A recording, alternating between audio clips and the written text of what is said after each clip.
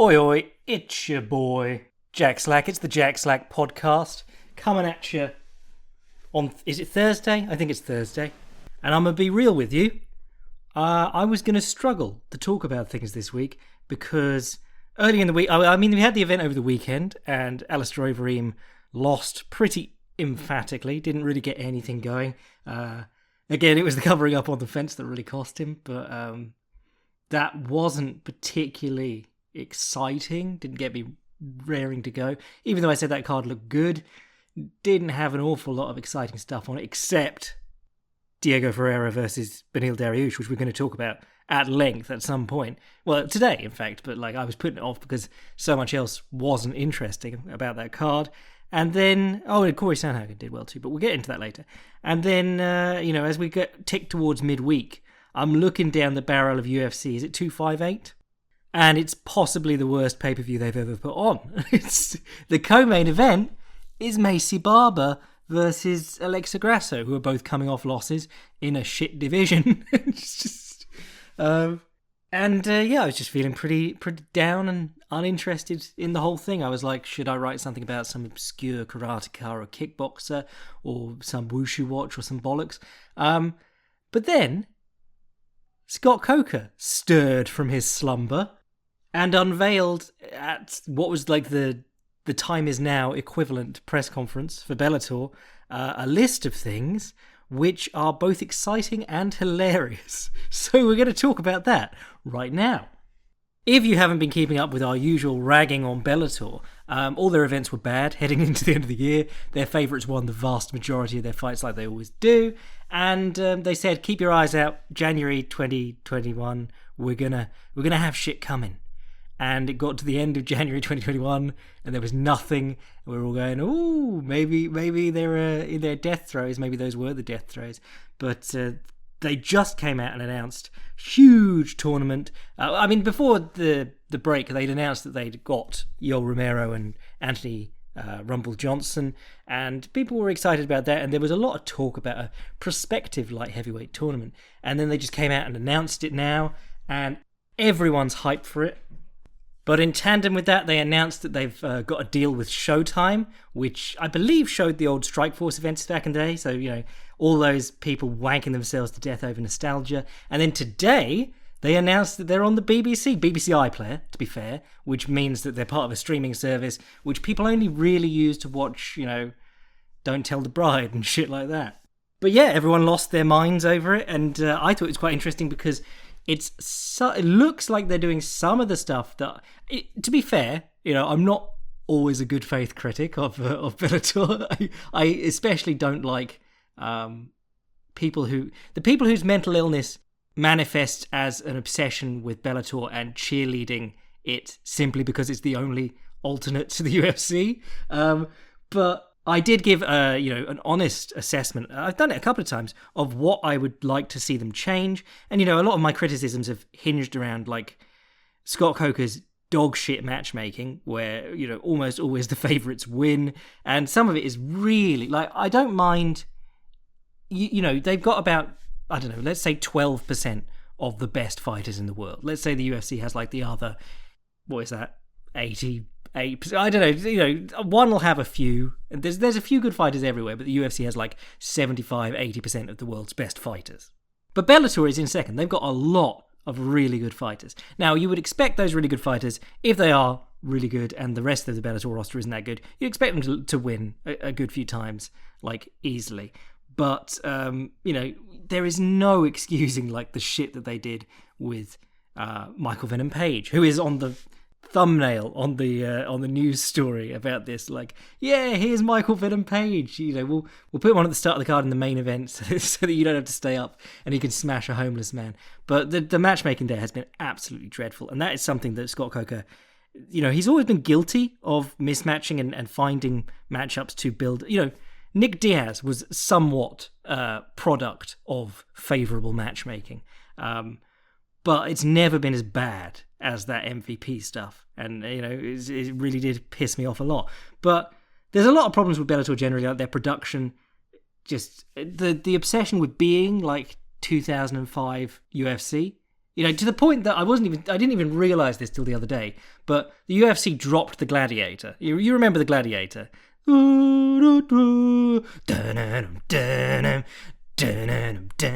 That guy at the start of their broadcasts, and everyone was finally like, "Oh, thank fuck that's gone." That was cringe as hell, mate. Even in 2005. And then Bellator were like, let's build our brand around the Gladiator. But things like having Big John and Mike Goldberg, Mike Goldberg was surplus to requirement in the UFC. A lot of people were mad about him leaving. I wasn't super happy about the circumstances in which he was fired. It was quite unceremonious. And unceremonial. But yeah, they just sort of like, cheers for your service, kick him in the butt and send him on his way. Hard times, daddy. But he wasn't good at what he did. Like, he'd been doing what he did for 20 years, and he'd only got worse. And they paired him up with Big John, who was a huge part in making the sport and is a very smart man, but had never commentated before, and is genuinely the worst booth I've ever heard in any sport. And that includes Dodgeball from the movie Dodgeball. KSW is not great. They have the dude... I think he was in Skyrim, but he's like a voice actor, Sensei Will something or other. But he just screams all the time, and he does it. And often he will think it's a stoppage when it's the end of the round, and he'll just scream, and then he'll be like, "Oh, they're going back to their corners."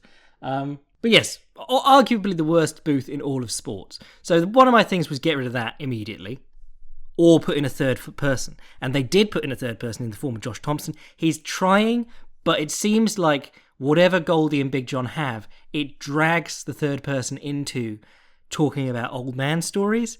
And during the breaks, Goldie will read off his cards. Like, so-and-so he plays the flute in an orchestra, which that guy, the Machida's protege, who's great fun, he actually does. But just shit like that all the time. And then my other criticism was, if you don't have enough good fighters to stock these cards with good fights, and you're putting in all these local people, and you're putting in mismatches because you don't want to put two good fighters on one fight because that will give you less spread. Just do less events. But obviously very complicated if they've got a TV deal to try and do that. So I'm wondering what the details of the Showtime deal will be. Because when they laid out this tournament, everyone went, that's good. And me, as the biggest shitting on Bellator mark, I love that more than anything. My mental illness manifests as shitting on Bellator. But I still looked at that tournament and went, that's a pretty good tournament, mate. Just like I did with the welterweight tournament. If you remember, I was working at Vice still, and I went out of my way to plug the hell out of that tournament, and then it went on for the best part of 2 years, and it wasn't great. And it'll be actually, when you look back at the matches themselves, they weren't that bad. There was just a lot of space between them, and it's just killed all the momentum. And the same thing sort of happened with the Strikeforce heavyweight tournament. Everyone was hyped for it. Then it all got disjointed. Then the Overeem left. A replacement, a reserve came in, won the tournament. It was all very straight. Strikeforce got sold halfway through, so kind of expecting that to happen with Bellator here. But, the way you'd ideally do this, and the way that great tournaments are done, is you do an opening round on one card. If you can't do a full one-night tournament, you do the opening round on one card, or maybe split it over two if it's a big tournament, and then you do the next round on another card, and then you do the semi-finals and finals, or just the finals, on another card. You don't do, here's one quarterfinal, 8 weeks later, here's another quarterfinal, and that is kind of what has been going on with Bellator. And, it's kind of interesting because the whole thing when Coca came in was like, Bellator's selling point had been the tournaments, and it made for quite an interesting form of MMA. The same way that World Series of Fighting and now PFL is doing over there. It's not huge, but it's doing okay, given that it's an upstart organisation. And since Coca took over, Bellator's ratings have just gone down and down and down, and they've changed network like 8 times. They were on Country Music Network at one point, so that old people who were asleep with the TV on would count towards their viewing figures. It's just strange that you got rid of the tournament, bring it back, that's a huge event, and then do it really, really slowly. So yeah, I was said, do less events, slow it down, make the cards thicker, have more on the cards, and then, that's the sort of trap of the TV deal. But what they'll probably end up doing is spreading this tournament out. It will take forever. But let's have a look down the tournament. You can see where I'm going with this. If you heard the news, let's have a look down the tournament brackets. So you got Anthony Johnson, Rumble, versus Yoel Romero. You got Vadim Nemkov, the champion, versus Phil Davis. You got Ryan Bader versus Lyoto Machida in the rematch nobody asked for or cares about. And you've got Corey Anderson versus Dovlazan Yagshimuradov. If you're noticing that there's a name missing there, that's because Marcel Dorf and all the speculation up to this stuff, everyone was talking about how Mousasi, all these people, all the Mousasi fans are like, yeah, Mousasi's going to run through this one. Marcel Dorf, who announces a lot of the fights on Twitter, announces 8-man tournament featuring blah, blah, blah, blah, and Mousasi. And then 30 minutes between that and the official announcement, suddenly Mousasi's not in the tournament anymore. Then Scott Coker says, Mousasi told me he's too small. And then something else came out with Mousasi being like, oh, I wasn't in the tournament I'd like to be. Oh, Mousasi. I will say, if there's one thing you notice about that tournament lineup, not an awful lot of... there's a few old men, there's just not an awful lot of welterweights to beat up. So that's part of why Mousasi's not in it. But honestly, Yagshimuradov, whose name I'm never going to say right, but I have encountered before, because he's actually pretty decent. Popped up on my radar when he was fighting Batraz Agneyev, who was a really hot prospect. He was like 4-0, but it was in ACB. And that was when I was doing my prospect watch pieces. And Yagshimuradov battered him, finished him in round 2, and he's fought twice since then, won both, but really not very active lately, that is. On a streak of like 8 wins, dating back to 2016 though. And he's been, in all the Russian organisations, M1, ACB, Big Hat FC, all the big organisations in Russia. So he's not an uninteresting chap in this tournament. Dark horse, we always like to say in dark horse. Because the way that tournaments normally work is that someone who isn't supposed to win, wins. Or someone who's supposed to win and looks like he's going to win, gets injured, can't continue in the tournament, and then a reserve comes in and wins. Great examples of that. Obviously, the Bellator heavyweight tournament, Bellator Strikeforce heavyweight tournament. Overeem goes through the first round, gets called up to the UFC because the UFC bought Strikeforce, but they tried to continue the tournament anyway. So Daniel Cormier, who had fought, I think it was Jeff Monson, in a reserve bout, moves into the tournament, gets all the way to the end and wins it. But another one is like the Dream Grand Prix, the Dream Lightweight Grand Prix. There's so many good Dream Grand Prix. Well, I think they had a few Grand Prix, but the Dream Lightweight Grand Prix, they might have to backtrack that because I just remembered Mousasi won one. But they had a Lightweight Grand Prix, and Shinya... it was Eddie Alvarez was doing terrifically through it, and beat Joachim Hansen, had to drop out, and Joachim Hansen replaced him. Or was it the other way around? But Joachim Hansen ended up winning the tournament despite losing earlier in the tournament.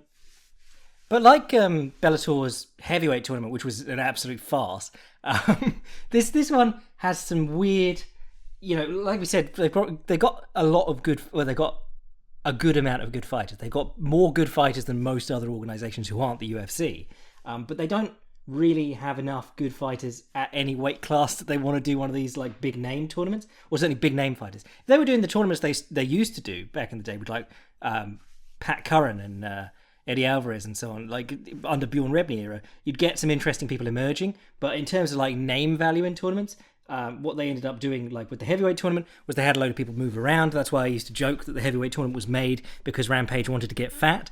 But in that tournament you had like, was Vandy in it? No, Vandy wasn't in it. Quinton Jackson, not a heavyweight.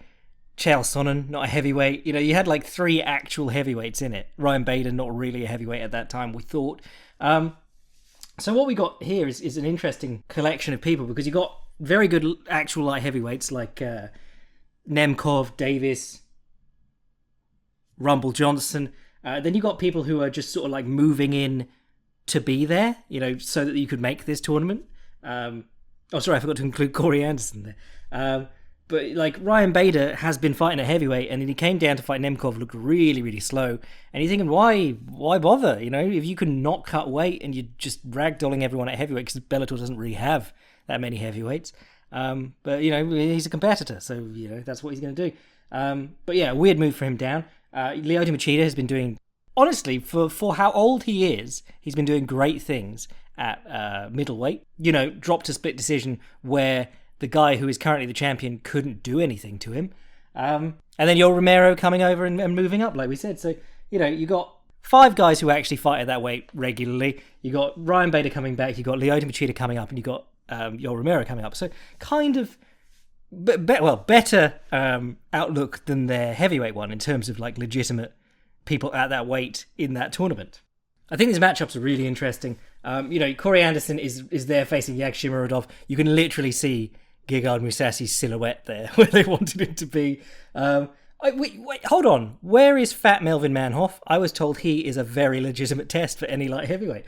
Anderson versus Yagshimuradov, probably Anderson 30-27 on takedowns, or bad stand-up clinic. But then you got Bader versus Machida. Now, Bader, obviously comfortable going up to heavyweight, got a bit of strength on Machida, lost that first fight really due to his own impatience and lack of skill in the stand-up. He just got frustrated and ran at him because Machida kept making distance. I could see him not offering up that same easy shot this time, and I could see him getting a hold of Machida. But Machida, historically, excellent takedown defense. So, not a bad matchup, to be honest. Nemkov versus Davis is a very... the right side of this bracket is so far removed from the left side of this bracket. You got 2 very legit matchups in Vadim Nemkov versus Davis, which is the young killer who is basically a Bellator homemade star, and very exciting. I'm never going to say anything bad about Nemkov. He's a beast, and he looked very scary against Ryan Bader in his last one. And against Liam McGeary, actually. I thought Liam McGeary was going to be one of their homemade stars, and he was for about 18 months, and then Nemkov just battered him. You got a sort of dangerous striker with good ground game versus a guy with a very good ground game and so stand-up who kind of relies on his stand-up too much in Phil Davis. And then you got the one that everyone's really hype about, Anthony Rumble Johnson, or just Rumble Johnson, versus Yoel Romero, which is very weird to think about. You got the guy who can't fight past the first round in Rumble versus the guy who won't fight for the first 2 rounds in Yoel Romero. I think they said every fight in this tournament is going to be 5 rounds, which is fantastic. Another good decision, which we have mentioned before, make your main events fucking 5 rounds. So I have no idea what to expect from that fight. I could see people getting very upset about it. But then Rumble, at his best is go out and die on his shield, get in their face, try and knock them out in the first round, and then feel really bad and worry about getting tired throughout. I can't see Rumble sitting back and giving Yoel the boring fight. But then he's had a lot of time off. His head's always been in a weird place. The second Daniel Cormier fight, genuinely one of the strangest matches I've ever seen. The guy came out and tried to wrestle with Daniel Cormier, which, could have surprised him, but very clearly wasn't. And then he didn't adapt or change or try and hit him or anything. And then at the end, it was like, I've been planning to retire the whole time anyway. But, I'm a big Rumble mark. So I'm almost disappointed that they're making him go to light heavyweight for this tournament. I want to see Rumble at heavyweight. I want to see him as big as possible. I want no 265 limit. That's a ridiculous thing that the UFC has, basically to try and scrape back some respectability for these big fat lads who are on the top of their cards. So that's the big Bellator news. The other bit, obviously, is that they've got the BBC on their side. Because the BBC, if you don't know, the board of directors is appointed by the Tory government. And if there's one thing that Scott Coker and the Tories can agree on, it's killing the homeless. I won't get political because, oh my God, if you didn't see it, Gina Carano got... Can I just be real for a second? I think going after people's jobs is very lame. Whether you want to call that cancel culture or whatever, but people have to make a living. Just because you don't agree with them, you don't have to try and get them fired. But Gina Carano managed to get herself booted out of a lifetime gig in the Star Wars universe by I think she was likening being criticised on the internet to being a Jew in the Holocaust or something like that. The actual post, if you read it, I have never taken Gina Carano as to me, she just reads like a wine mum, just one of those people, like one of your mum's friends on Facebook who just keeps posting bollocks without reading it or without at any point going, is this true? You know exactly what I mean. The kind of people who copy and paste that thing that's like the terms and conditions of Facebook have been changed. I hereby announce that I am not giving Facebook any permission to store my data. Copy and paste this so that they can't store your data. That, to me, is what Gina Carano reads as, not some kind of QAnon side. Well, she's a little bit QAnon, but I think, again, more because she's just a gullible wine mum than anything else. I read the thing and I was like, I don't know if I would be that offended. Like, clearly it's a stupid comparison to make, but it's the sort of thing that will get you fired. That's the one thing you don't do. Draw comparisons between yourself and the Holocaust. I just love the idea that she posted it and was like, that will show them. It's so many people in like the last couple of years have had that energy. Like the most famous ones I can think of are Prince Andrew in the interview, Dom Cummings, if you're not familiar with him, another Tory wanker, but Michael Bloomberg. These people who go in with zero prep. They're like, I'll deal with it. I've got natural charm. But anyway, no, it's stupid that Gina Carano lost her job over posting stupid shit. It's stupid that people are being like, cancel Disney Plus. But then the whole world is stupid at the moment. So let's talk about some fucking fights that happened last weekend. And really the only one I want to talk about, and I will timestamp this because I appreciate there are people who won't just want to hear my bollocks moaning about Bellator. But Diego Ferreira versus Beneil Dariush was just about everything I expected it to be, and good because of that. Close, competitive matchup, scrappy, messy on the feet, but amazing grappling exchanges. And again, we talked about it before, but both men benefit so much from pushing the pace on their opponent that it was the guy who could get going forwards and backing his opponent onto the fence who had more success. When Diego Ferreira was able to get off the fence in the third round and move around, you saw that the takedowns weren't coming as easily for Dariush, and everything got a lot more evened up on the feet. And, we're all, like, the whole thing about, my whole thing through the last however many years I've been doing this is ringcraft. It matters where you are in the ring. If you have two fighters who are quite similar, to be honest, and, very, very skilled technicians who are probably fairly even technically, where the fight plays out really does matter a lot. But some of the grappling in this fight was just, mwah. I know people hate it when I do the chef's kiss, but mwah, there you go. Like there was Dariush ducked in on the fence for a takedown. He was in quite low, and he had the underhook, and he was about to reach across to grab the ankle, which is quite a common, the ankle pick along the fence is quite a common way to get someone down once you've already got them pressed and spread-legged on the fence. And rather than trying to pull him up, which is what a lot of people end up doing there, Ferreira just hops across his back with the omoplata on the underhook side that's already in there. He just jumps off the fence and into the omoplata and creates a scramble out of it. Absolutely gorgeous. So many great moments on the floor.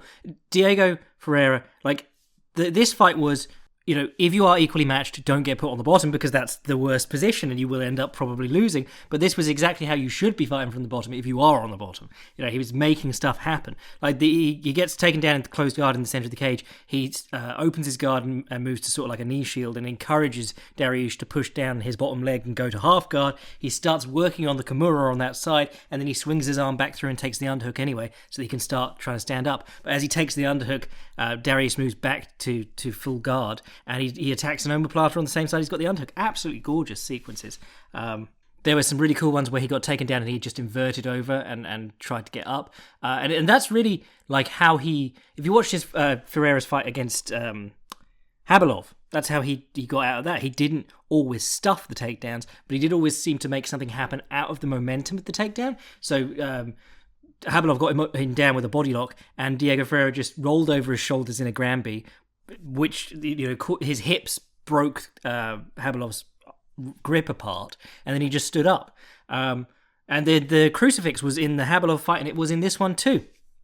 And that was when I really thought that, because I know Ferreira travels like 9 hours across Texas to train at Fortis, but he's clearly like working on something in his own gym that's different to what he's working on with Fortis, because they're going, don't do that, don't do that. He's going to move to your back when he's on the fence, and he's like giving up his back to Dariush. And then as Dariush moves to his back, he rolls in and tries to attack. And it was very clear that he was like ignoring some of the instructions his corner was giving him.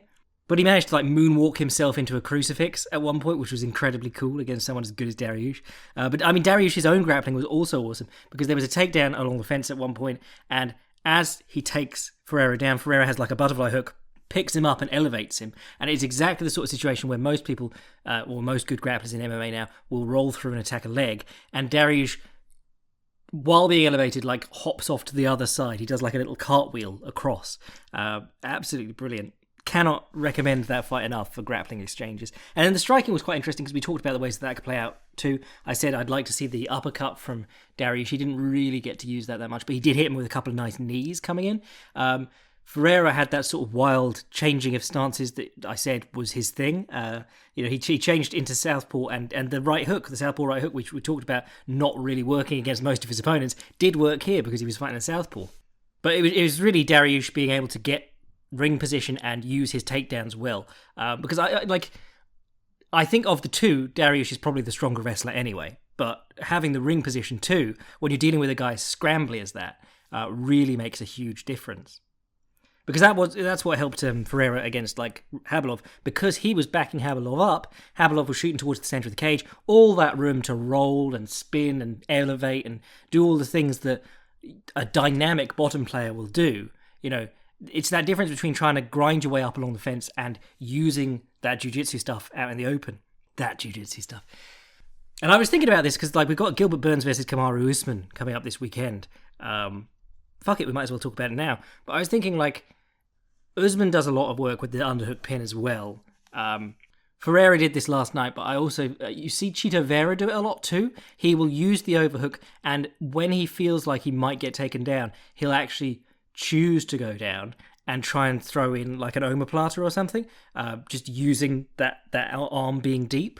And I think that could be something that Ferreira could use. It's something where you have to push yourself off the fence, because if you just jump up and try and omoplata the dude, but you fall down on your back and you're against the cage, you're a bit stuck. Whereas if you jump through into the omoplata and you can make a bit of an angle and some space, you can force them to roll.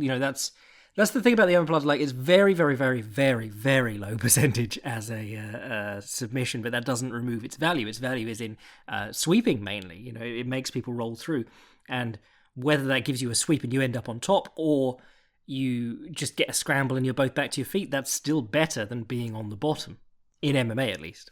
But what else was good on that card? Obviously Corey Sandhagen knocked out Frankie Edgar in, 90 seconds? Wow, 26 seconds. Very quick. We talked about using the uppercut, trying to take advantage of Edgar's square on stance with his height disadvantage and also his tendency to duck and look for level changes. It's a very important part of his striking because it's feinting the wrestling in there, and it's also a very important part of his wrestling because it's how he gets on people's hips or into clinches. But yeah, he timed him perfect with this jumping knee. You can see him try and land it a lot of times against John Lineker, who's sort of a similar height disparity, and this time he just got his man flush. Watched him just fall on his face. It was a bad knockout, but very impressive work from Corey Sandhagen. I continue to hear good things about him. Volkov beating Overeem, we talked about. Had him in a lot of trouble from early on. Kind of disappointed by the lack of bodywork. There were a couple of good right front kicks to the body, which we talked about. And Overeem fought southpaw almost the entire time again, so I suspect the jab was something he was concerned about. But he was having trouble controlling the jab because the jab was still hitting him in the face. So he was going, rather than trying to check it, he was bringing his hand back towards the end, and Volkov was just sneaking it down the middle anyway. When he covered up, Sakai had been able to loop some shots around, just open right hooks, and Volkov, obviously being much taller and longer, could loop him around even more around the back of the guard. Covering up on the fence just didn't really work. And Volkov, to his credit, was happy to step back and pop at him, poke at him and try and land the odd good shot, rather than leaning on him, which is the mistake a lot of people have made, or just diving in with a front kick and getting thrown on your back like Walt Harris did. It had to come to an end. I facetiously named the last podcast, "Here's how Alistair Overeem can still win," in reference to the Bernie stuff. He was sort of defying expectations in doing as well as he had done, because he was always going to the fence, covering up, and it was not the best position to be working from, but he was still winning because heavyweights are just not on his level technically, and if they make mistakes, he can capitalize on them pretty well. But if they do the right thing, if you're giving them such a positional advantage by backing yourself onto the fence and covering up, good people are going to give you a very hard time. And Volkov is one of about 4 good people in the world at heavyweight, Overeem being one of the others. Clay Guida beat Michael Johnson in a very boring and predictable fight. Alejandro Pantoja won against Manel Cape. The Cape fight was very strange, but then all of Manel Cape's fights are. In the second and third round, he finally got going after almost no activity like the first round. What he threw was good. There just wasn't a lot of it. And then he'd attempt some takedowns. And I think he felt he should have scored points with the judges because he went for the takedown and Pantoja turned his back and he got the back body lock. But he couldn't really do anything with it because obviously that's the meta now. You go to the fence, you break the hands apart, and you turn back in. Like Neil Magny versus Anthony Rocco Martin, who got released the other day. That was very strange because he's on like a 6-2 run and he's very good. But Magny versus Rocco Martin is a great example of that. They both just keep shooting in on each other. The other guy turns away and then they break the hands apart and reset.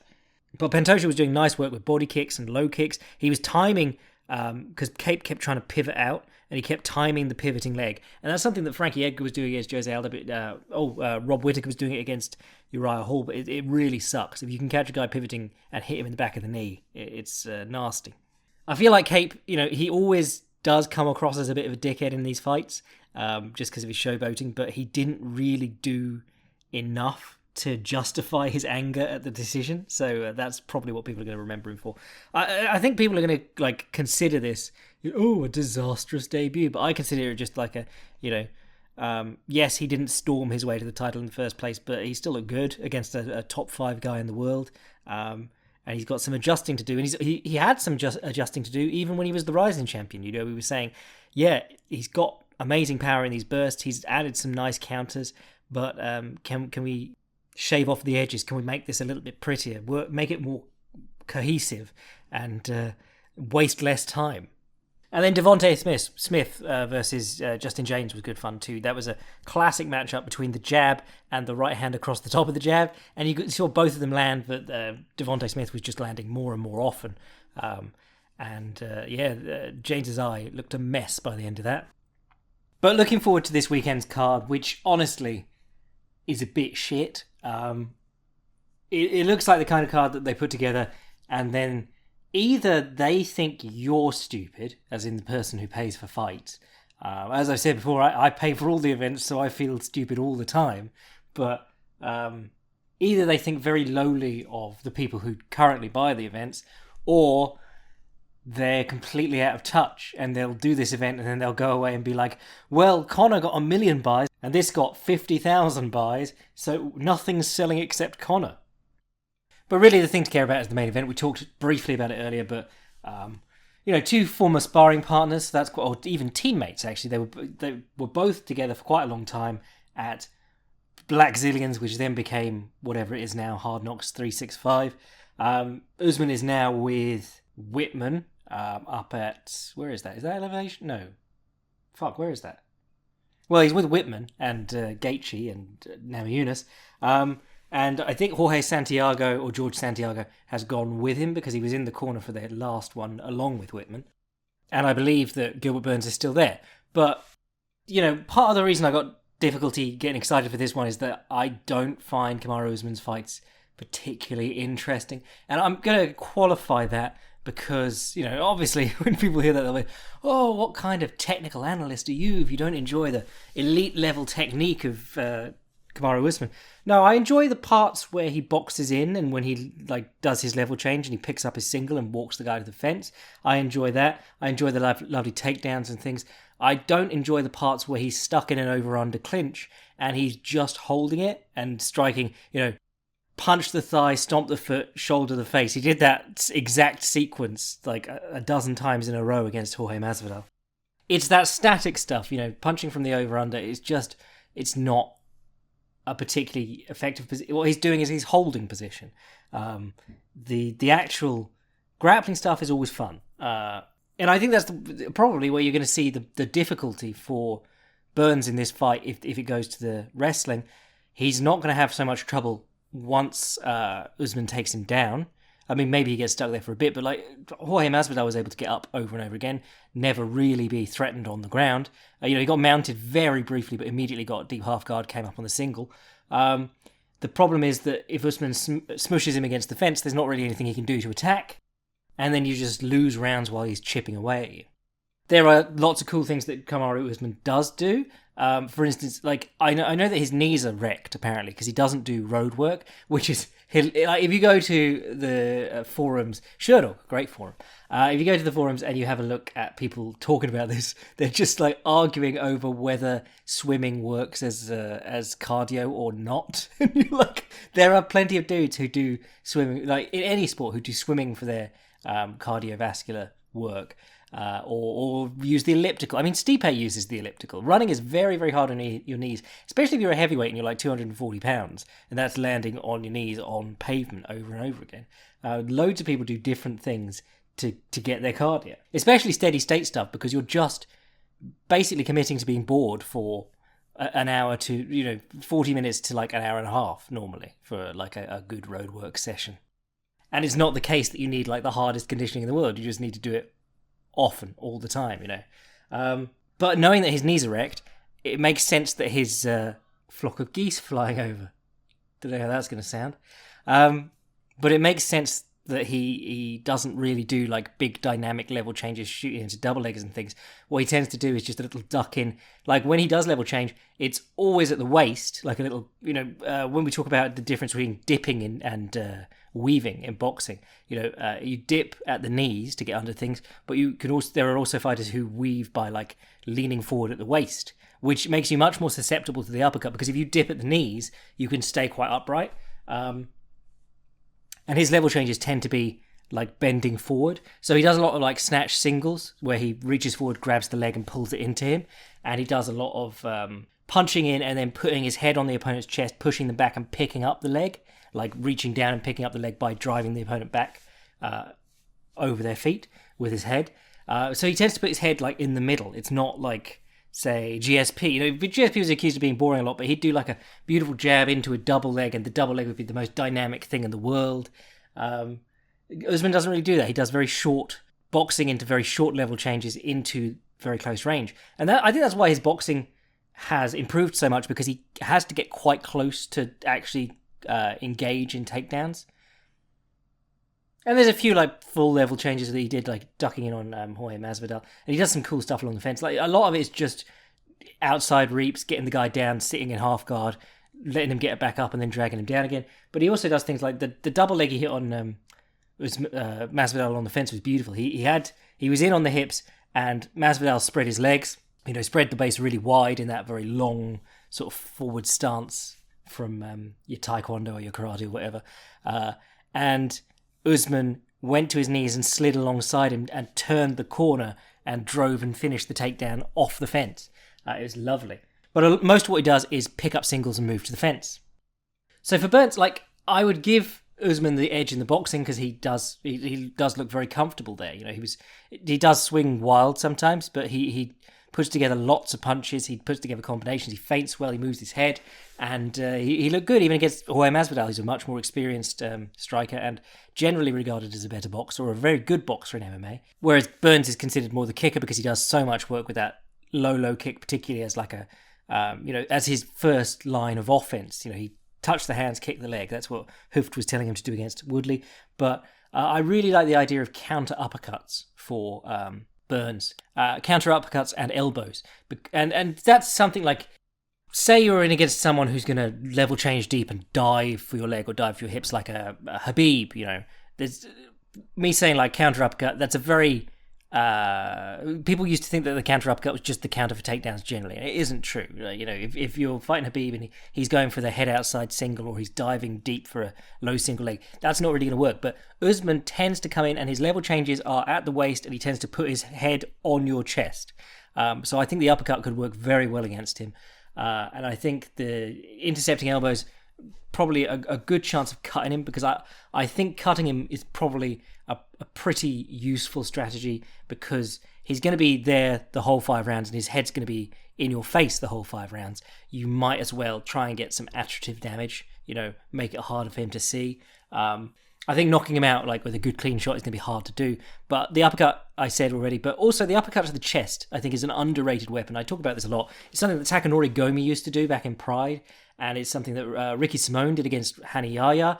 But if you know the guy's going to duck in, and especially people who have their head a bit ahead of their hips when they do so, the uppercut to the chest is really nice because, one, you hit them and you can wind them, but two, you've got the underhook. You're not going to miss, and like they're going to be underneath your elbow, which is part of the whole problem with like, oh, if someone goes for a takedown, I'll just uppercut them. If you aim for the chest, it's a lot harder to miss. It's also why I like right straights against and body jabs, but right straights against the body against wrestlers, because it can be basically a stiff arm. You're keeping the opponent's hips away from yours. But I think the trouble for this in this one is like Burns is going to want to open up and kick. They've spent a lot of time sparring together in the past, so he's probably going to feel comfortable opening up and kicking. But and kicking should be a good idea against Usman because he's got wrecked knees, so kick his knees. But Usman is pretty good at parrying kicks and coming in on them. Like Masvidal came out southpaw and decided he was going to body kick and head kick a lot, and almost every one. Usman caught and parried across him and then tried to move in afterwards. And that's how he got his first takedown. He parried he parried a inside low kick and pulled it in and just ran through the single leg. Ground game's interesting because you don't see an awful lot of, well, we haven't seen an awful lot of Gilbert Burns on his back lately, as far as I can remember. I mean, Gilbert Burns does some interesting stuff. He's always loved the uppercut, which is why I really like that punch for him in this fight. I put up a clip on Twitter yesterday of him throwing a back kick and hitting Dan Hooker, but he throws the back kick while looking over the wrong shoulder. So he doesn't, it's in dancing, it's called spotting on a pirouette, or in tricking or anything like that. If you turn, you want your head to arrive first. You turn and your head's the last thing to leave and the first thing to come round. And he doesn't do that. He just stays looking over the one shoulder the whole time, which is something that's in, is it Yoyan, which is a Filipino kickboxing style. And I think Bokatur, the Cambodian martial art, does that too. They do the weird scorpion kicks style back kicks so that they can keep the eyes on the opponent without having to turn the head. But it was cool to see. Anyway, yeah, I don't have a lot more to say about that fight. I'm interested to see how it goes. I think if you're Burns, try and make grappling exchanges of wrestling exchanges. And by that I mean, like, rather than dig for underhooks and try and pull the guy up off your hips. Sorry, losing my voice. I've been going for a while now. Keep the overhook and try for omoplatas and shit like that, or try to force him down onto the single leg and switch off to the Kimura. The Kimura grip is a fantastic one for turning wrestling exchanges into grappling exchanges. It's something where you can attack a guy with, arm bars and sweeps and triangles. And Corey Sandhagen is a great example. Turns wrestling exchanges into grappling ones, because it's very hard to submit people off your back, but it is a lot easier to submit people on the way down. If you've got good grips and you fall to your back, you can use it to sweep, you can use it to submit them, and you can put them in danger from a position where they thought they were just going to drag you down and then have control. But what else is on this absolute garbage card? We'll run down it very quickly. Macy Barber versus Alexa Grasso. Do not care. I like Aspen Ladd. Do I like her enough to like a knockoff Aspen Ladd? Alexa Grasso's boxing is always fun, but she never really comes close to finishing people, and she always sort of stumbles when she seems she's going to be putting it together and getting a title shot or something. Kelvin Gastelum versus Ian Heinisch. That has the potential to be great. That has the potential to be bad. I think if both of them come out and try and take the other one down and swing punches, I think that could be a terrific fight. If they both sort of like tentatively don't box or don't wrestle, I think it could be very boring. Well, I have just described every fight there. Bobby Green versus Jim Miller. That's fun because Bobby Green, really hard to get off his feet. Very, very hard to submit. Jim Miller, long in the tooth, but a strong guy, strong grappler. Game striker. He knocked down Dwayne Ludwig back in the day. He's not a good striker, but he is a powerful striker and a game striker. Now, Bobby Green is the man of the lockdown. He's been putting in workmanlike performances. He turns up with his lunch pail. He's the John Stockton of MMA. Rodolfo Vieira's around. That's always fun just to watch him try and pass the drug test. Ricky Simone versus Brian Kelleher. That's a good fight. You've got your boy old baldy head, Brian Kelleher, who's great fun and was victim to a Kimura trap into armbar set up from Chito Vera, as we were talking about that earlier. And Ricky Simone, who again we were talking about earlier for uppercuts to the chest. Both fun fighters, hopefully a banger. And there is fuck all else on that card that I care about because they cancelled Pedro Munoz versus Jimmy Rivera. So a weird ass rambling episode today. I don't know if I found my mojo or not. Hopefully there's some fun stuff going on in this card. Next week's card's a bit of a weird one. It's like that one where they did a Halloween card that was like 4 heavyweight matchups because they were expecting it all to end in knockout. So it's weird. You don't get an awful lot to talk about because you don't anticipate a great technical matchup between heavyweights, but you do have the prospect of everyone getting finished. But anyway, I am your boy Jack Slack. If you want to read my articles, support the podcast, listen to the history episodes, I'm going to be doing one about witchcraft in England, as in the history of witch trials in England at some point. Sign up to the Patreon. If you want to read what I'm writing anytime, fightprimer.com. And if you want to send an email to the podcast, jackslackpodcast@gmail.com. I'm your boy Jack Slack. Bellator actually pulling it together for a couple of weeks at least. Bless.